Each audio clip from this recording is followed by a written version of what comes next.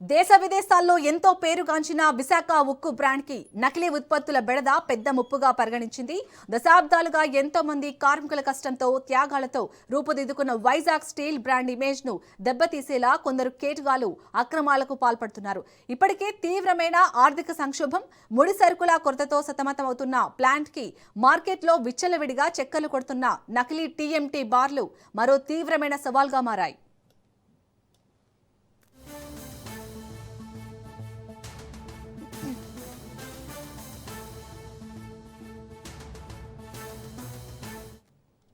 ఇటీవలి కాలంలో విశాఖ ఉక్కు కర్మాగారంలో టీఎంటీ బార్ల ఉత్పత్తికి కొంతమేర అంతరాయం ఏర్పడటంతో మార్కెట్లో వాటికి భారీ డిమాండ్ ఏర్పడింది. ఇదే అదనుగా భావించిన కొందరు అసామాజిక శక్తులు రాయ్పూర్ కేంద్రంగా తయారవుతున్న నాసిరకం టీఎంటీ బార్లపై వైజాగ్ 550D పేరును ముద్రించి మార్కెట్లో విక్రయిస్తూ అమాయక వినియోగదారులను నిలువునా మోసం చేస్తున్నారు. అసలు బార్లకు నకిలీ బార్లకు మధ్య తేడా సులభంగా గుర్తించలేకపోవడంతో కస్టమర్లు తీవ్రంగా నష్టపోతున్నారు.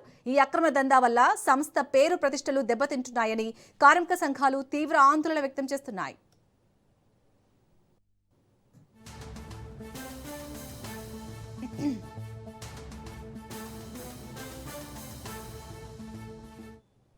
యాజమాన్యం, సంబంధిత అధికారులు వెంటనే స్పందించి ఈ నకిలీ ఉత్పత్తుల దందాపై సమగ్ర దర్యాప్తు జరపాలని, లేని పక్షంలో కార్మికులను ఏకం చేసి పెద్ద ఎత్తున ఉద్యమిస్తామని స్టీల్ సిఐటియు ప్రధాన కార్యదర్శి జె అయోధ్యరామ్ హెచ్చరించారు.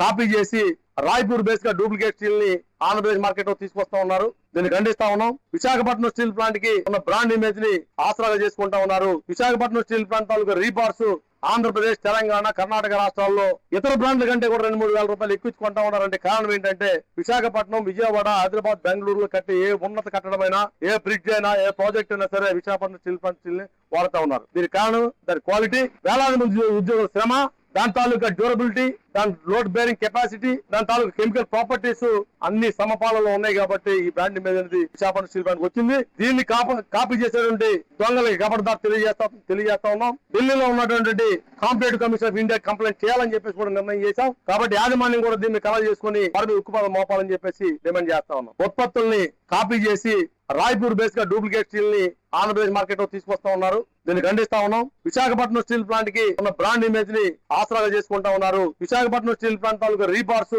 ఆంధ్రప్రదేశ్, తెలంగాణ, కర్ణాటక రాష్ట్రాల్లో ఇతర బ్రాండ్ల కంటే కూడా 2-3 వేల రూపాయలు ఎక్కువ ఉన్నారంటే కారణం ఏంటంటే విశాఖపట్నం, విజయవాడ, హైదరాబాద్, బెంగళూరులో కట్టే ఏ ఉన్నత కట్టడమైనా